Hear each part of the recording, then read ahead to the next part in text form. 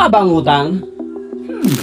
So bago tayo pumasok sa topic ng utang, isang reminder outfit talaga ang kailangan minsan. Kaya suot ko itong t-shirt na Trust God Always. Kasi kung minsan, hindi add to cart ang solusyon, kundi add to Christ muna bago magdesisyon. Simple pero ang lakas magpaalala. Hindi lahat ng gusto, kailangan. Pero ang Diyos, lagi mong kailangan. Click mo na lang yung link, alam mo na yan. Maraming nagtatanong nito kasi lahat tayo minsan man lang nahatak ng pangangailangan o minsan ng promo. Pero ano ba talaga ang sinasabi ng Bible tungkol sa utang? Masama ba ito? Kasalanan ba ito? O may tamang paraan? Una, malinaw na hindi sinabi ng Bible na kasalanan ang umutang. Ang sinasabi ng Bible ay mag-ingat.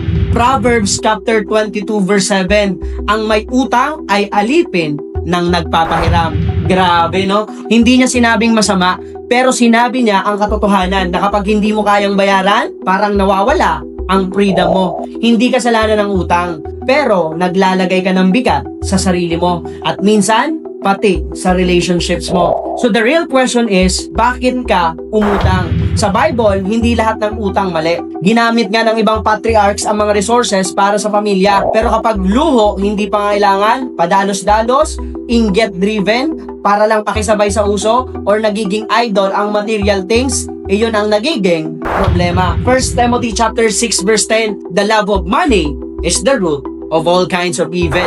Hindi pera ang masama, yung pagmamahal sa pera, yung I need this to feel better. Yung kailangan ko to para di ako mapag-iwanan. Doon nagiging dangerous ang utang. Romans chapter 13 verse 8, huwag kayong magkakaroon ng anumang utang na hindi nyo mababayaran. Hindi niya sinabing never borrow. Ang sabi niya, huwag mong pabayaan.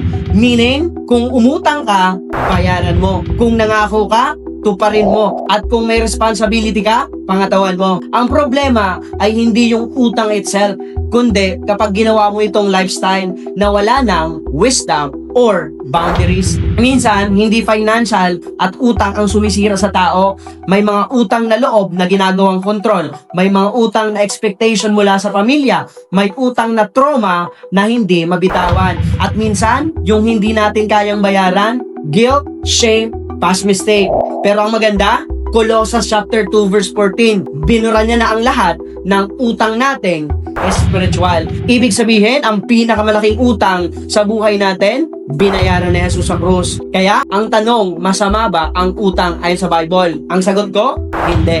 Pero, delikado kapag hindi pinamamahalaan ng tama. Ito ang prinsipyo ng Bible, maging tapat, maging responsable, maging mapagpakumbaba, at higit sa lahat, magtiwala ka sa Diyos kaysa sa utang. Kasi minsan, ang tunay na breakthrough ay hindi nanggagaling sa utang approved, kundi sa faith activated.